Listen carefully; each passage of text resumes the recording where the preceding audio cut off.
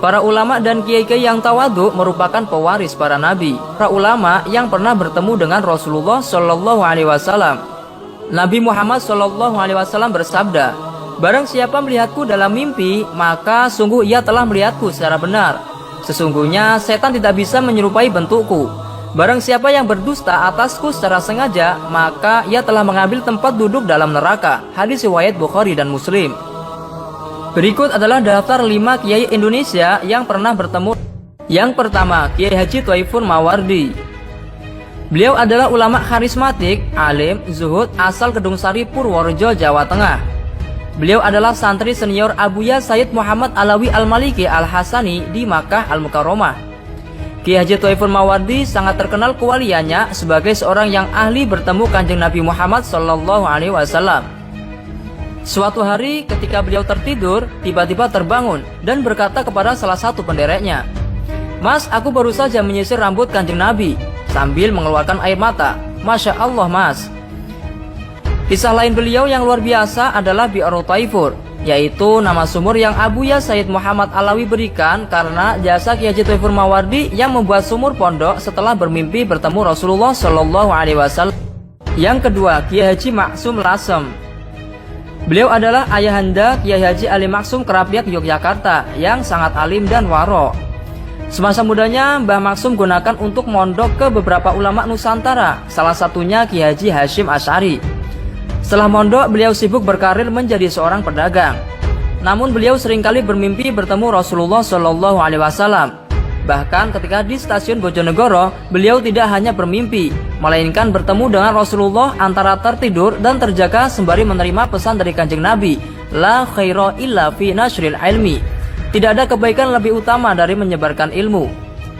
Dalam salah satu mimpinya, beliau bersalaman dengan Kanjeng Nabi, dan setelah bangun, tangannya masih wangi. Sejak itulah Kiai Maksum berhenti berdagang untuk fokus mendirikan pondok pesantren serta berdakwah kepada masyarakat. Yang ketiga, Kiai Haji Maimun Zubair. Habib Abdullah Zaki Al-Kaf ketika mau mondok ke pesantren Mbah Mun, beliau dikasih tahu oleh pamannya agar menutupi jati dirinya kepada Mbah Mun bahwa beliau adalah zuriyah Rasulullah.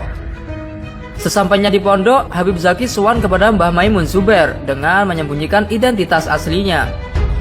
Singkat cerita, saat waktu tengah malam, kamar Habib Zaki digedor-gedor. Para santri pun kaget. Ternyata yang menggedor-gedor pintu kamar adalah Mbah Maimun Zubair. Lalu Mbah Maimun berkata, "Mana yang namanya Zaki? Kamu tidak ngaku ya kalau kamu masih zuriyah Nabi? Saya barusan didatangi Rasulullah di dalam mimpi. Lalu Rasulullah berpesan kepada saya untuk nitip cucunya.